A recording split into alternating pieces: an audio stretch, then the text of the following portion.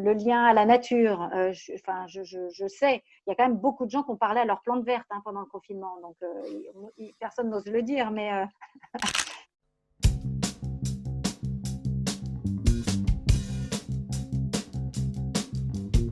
je m'appelle Sandrine Asler-Vinet. Je suis, on va dire, dans ma 3e vie professionnelle et donc ça fait 10 ans que j'interviens au sein du groupe EFE Abilways. En fait, c'est EFE qui m'a mis le pied à l'étrier. Ça m'a beaucoup plu d'animer des groupes et donc à partir de là, j'ai continué à faire tout ce qui est autour de, on va dire, pour faire simple, l'intelligence relationnelle, le bien-être au travail.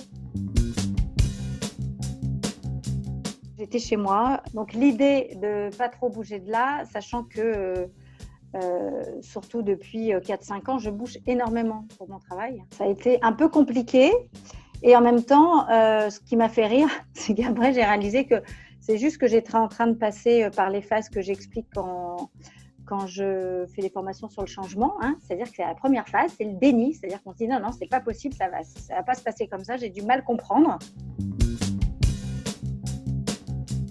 Je me suis mise tout de suite sur les rangs pour faire les cafés Abilways. Je me suis dit, les formations à distance, il faut qu'on prenne vraiment un temps pour vérifier que les gens sont bien, qu'il y a la bonne température. Donc ça m'a beaucoup aidé à poser un cadre, à se mettre d'accord sur quand est-ce qu'on éteignait les micros, pas les micros, etc., comment on parlait dans le chat.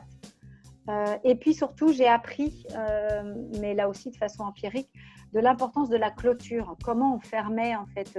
Et donc, j'ai pris l'habitude d'être la dernière à partir. Et donc, ça demande aussi beaucoup de préparation. Après, je crois que j'ai eu tous les problèmes techniques possibles et inimaginables, des coupures sur mon Internet à moi, des problèmes de caméra. Bon, en fait, si on pose un cadre au départ en donnant justement une adresse mail, un numéro de portable, si moi j'ai la liste de toutes les personnes, c'est vrai que ça diminue le stress et que ça augmente l'efficacité. Donc la dimension nouvelle par rapport à un cadre en formation, c'est qu'on rentre dans la vie privée des gens en fait. Ça c'est important pour que les gens se sentent en sécurité. C'est que ça demande énormément de travail d'animer une formation à distance. Parce qu'en présentiel, il y a quand même toute la richesse des interactions. Il y a tout ce qui se joue. Quand on est en distanciel, c'est moi qui dois amener un paquet de trucs. Alors bien sûr, il va se passer des choses. Il va y avoir le chien qui aboie, le gamin qui rentre. Bon, mais il y en a quand même moins. Il y en a quand même beaucoup moins. Donc ça fait une sacrée différence pour les sujets sur lesquels je suis. Que jamais je fais en distanciel une formation que je ne maîtrise pas sur le bout des doigts. Ce qu'on a mis en place dans le confinement, c'est quelque chose qu'on voulait faire depuis très longtemps et qu'on n'avait jamais réussi à faire, c'est faire un jeûne. Avec, en remplaçant, on va dire, le plaisir de la nourriture par faire des choses qu'on adore faire et qu'on n'a pas forcément le temps de faire. J'avais tous les jours des mails pour me dire telle formation annulée, telle formation, est-ce que vous pouvez la reporter à partir du mois d'octobre? Donc, si octobre, novembre et décembre pouvaient avoir 60 jours au lieu de 30, ça m'arrangerait. Je suis encore plus émerveillée devant la capacité d'être humain, en fait, à s'adapter, à rebondir. Le flop, c'est de ne pas avoir réalisé à quel point, quand j'anime une formation d'1h30, et il faut faire un quiz amont, un quiz aval. Il faut expliquer qu'ensuite les gens ils vont recevoir une évaluation à chaud, etc.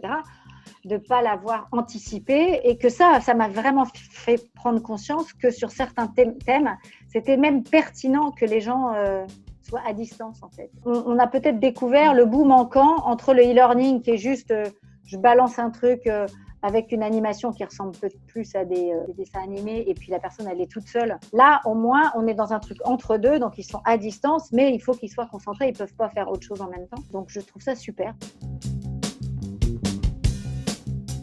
Ça a été aussi l'occasion de ralentir. Donc il y avait du temps pour faire les choses. J'ai vraiment expérimenté ce qu'on répète dans les formations sur la gestion du temps, que c'est important, que parfois il est urgent d'attendre, prendre une feuille et de noter tout ce que on a prévu de faire dans la journée, la fameuse to-do list, mais de ne pas s'arrêter là, de aussi se dire ensuite, bon ok, dans tout ça, de toute façon il n'y a que 24 heures, et puis de toute façon je vais un petit peu faire autre chose que de travailler.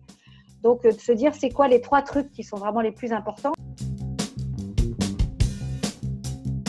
Transformation. l'importance de la relation à ceux qu'on aime, la sensation qu'on est quand même tous dans le même bateau. Et ça m'émeut de le dire, de surtout tout ce qu'on a goûté de tout ça, voilà, l'entretenir.